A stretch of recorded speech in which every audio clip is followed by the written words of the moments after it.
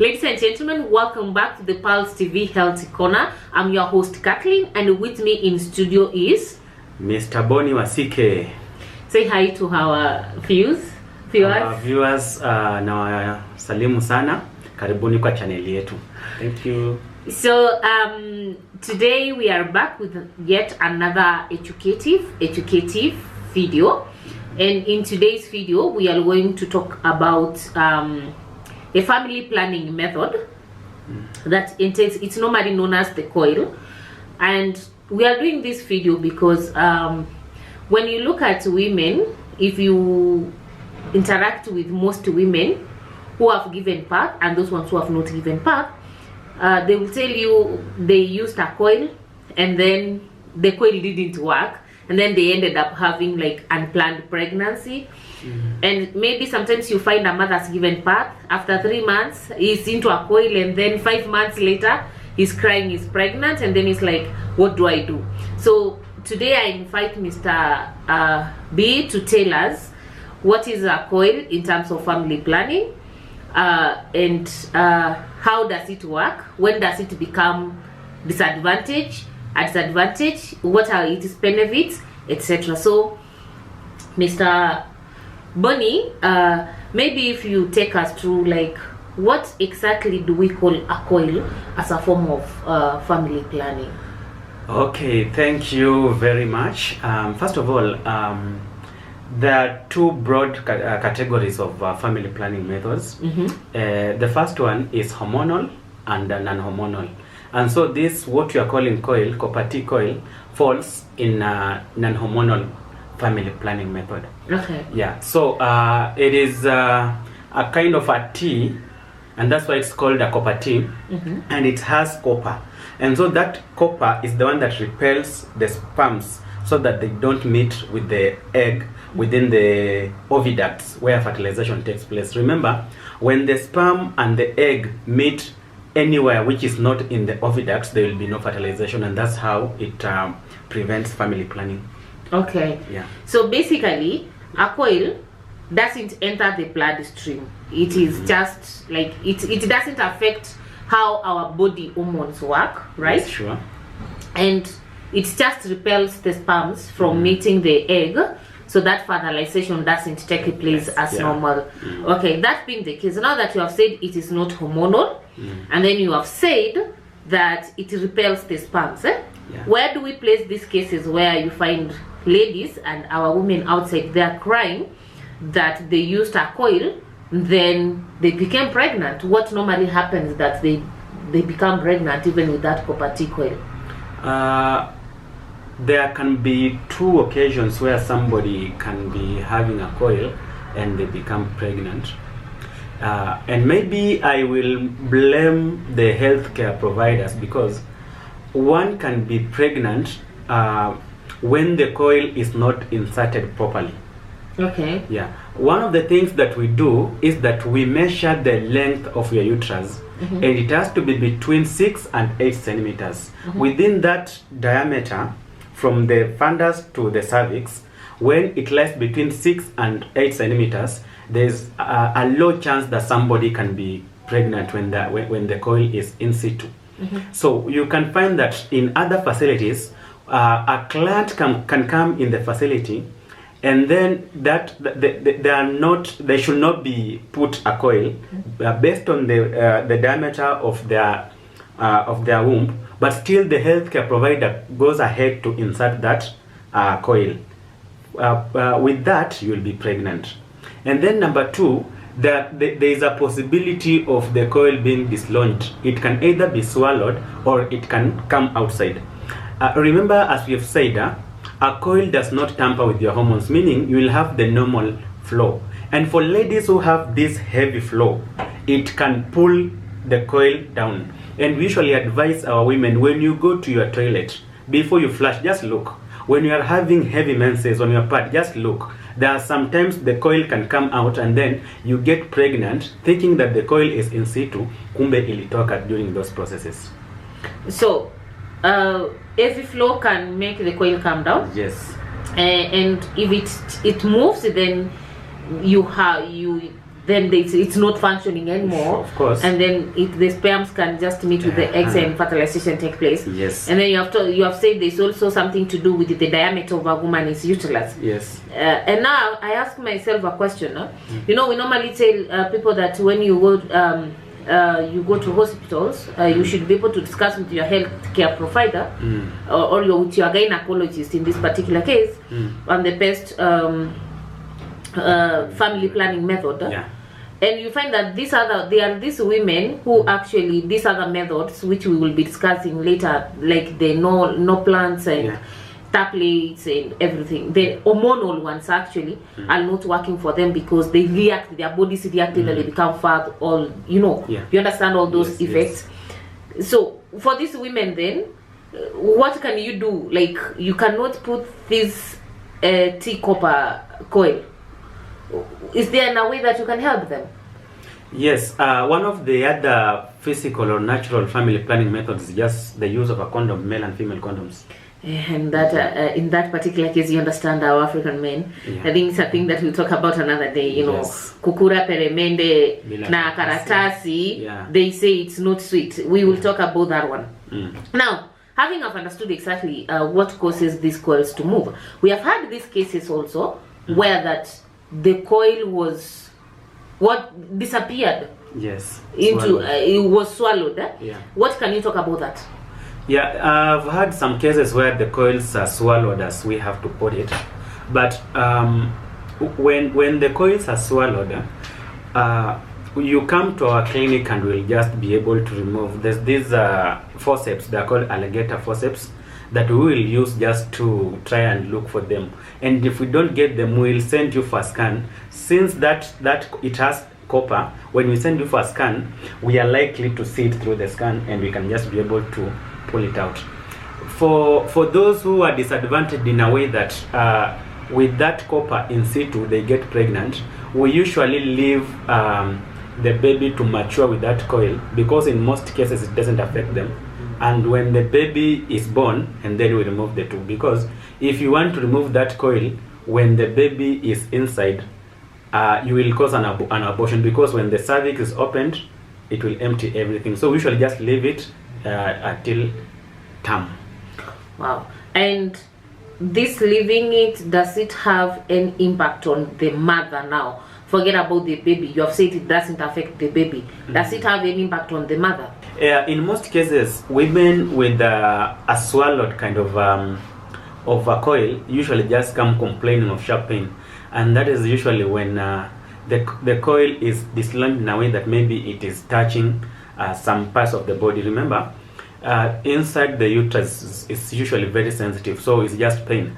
But there is no any documented or any other abnormalities, because a coil is a physical way. It has no hormones, it has nothing, so usually there are no problems. Okay.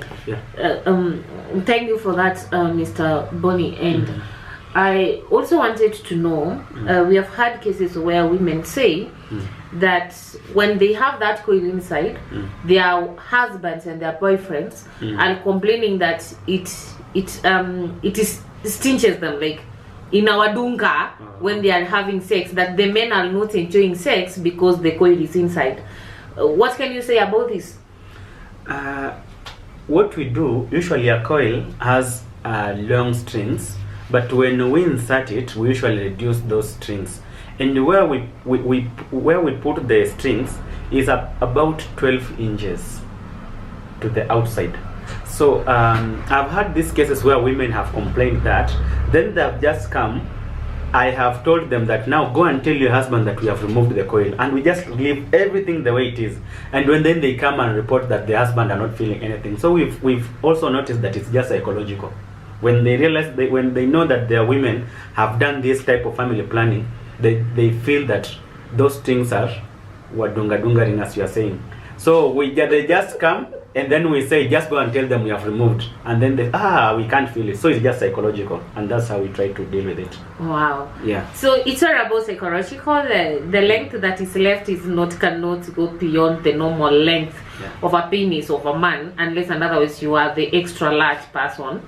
and which we have very rare cases.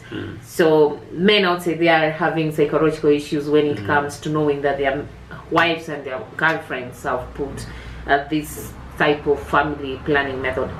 Another thing that I could want to know, and you could advise women outside there, when we look at a coil as a method of family planning, what are the positive sides of this method of family planning when you compare to other forms of family planning that exist for a woman? Yeah, the main advantage is that it doesn't alter your hormones. It is a physical way of family planning, and it's a long-lasting way of family planning, because majority of the coils that we have, they are viable for 10 years.